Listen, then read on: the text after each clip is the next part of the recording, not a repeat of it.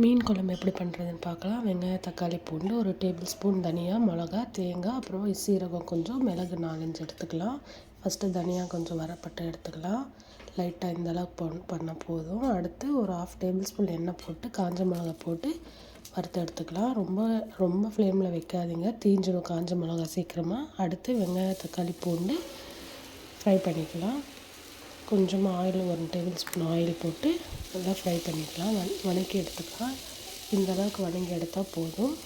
வதங்கிடுச்சுனால அடுத்து 3த்தையும் மிக்ஸி ஜாரில் போட்டு நல்லா ஃபைன் பேஸ்ட்டாக அரைச்சிக்கலாம். 3யும் போட்டு அரைச்சி எடுத்துக்கலாம். இந்த அளவுக்கு அரைச்சி எடுத்தோடனே பெரிய நெல்லிக்காய் சைஸ் புளி எடுத்து கரைச்சி வச்சுருக்கேன். அதையும் மிக்ஸ் பண்ணி தேவையான அளவு தண்ணி போட்டு மிக்ஸ் பண்ணிக்கலாம். அடுத்து குழம்பு தாளிச்சிடலாம். எண்ணெய் ஒரு 4 டேபிள் ஸ்பூன் போட்டு வெந்தயம் 1 ஸ்பூன் போட்டுக்கலாம். அடுத்து பச்சை மிளகா 2, வெங்காயம் கொஞ்சமாக, சின்ன வெங்காயம் இருந்தால் நல்லாயிருக்கும், இல்லாதவங்க பெரிய வெங்காயமே யூஸ் பண்ணிக்கலாம்.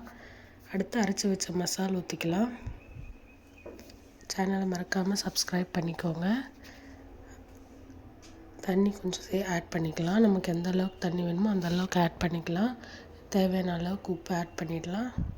கொஞ்சம் குழம்பு நல்லா கொதிக்க விட்டுடலாம். அது கொஞ்சம் நல்லா பச்சை வாசனை போகிற வரையும் நல்லா கொதித்த உடனே இந்த அளவுக்கு கொஞ்சமாக கட்டியானால் போதும். இப்போ மீன் ஆட் பண்ணிக்கலாம். நான் இன்றைக்கி சங்கரா மீன் எடுத்திருக்கேன். ஒரு 6 மினிட்ஸ் போதும். 6 மினிட்ஸ் நல்லா குக் பண்ணாவே போதும், இல்லைன்னா மீன் நல்லா உடஞ்சிரும். 6 மினிட்ஸ் ஆனவுடனே ஆஃப் பண்ணிடலாம். இந்த அளவுக்கு வந்தவுடனே ஆஃப் பண்ணிடலாம். மறக்காமல் ட்ரை பண்ணி பார்த்து எப்படி இருக்குதுன்னு மறக்காமல் கமெண்ட் பண்ணுங்கள்.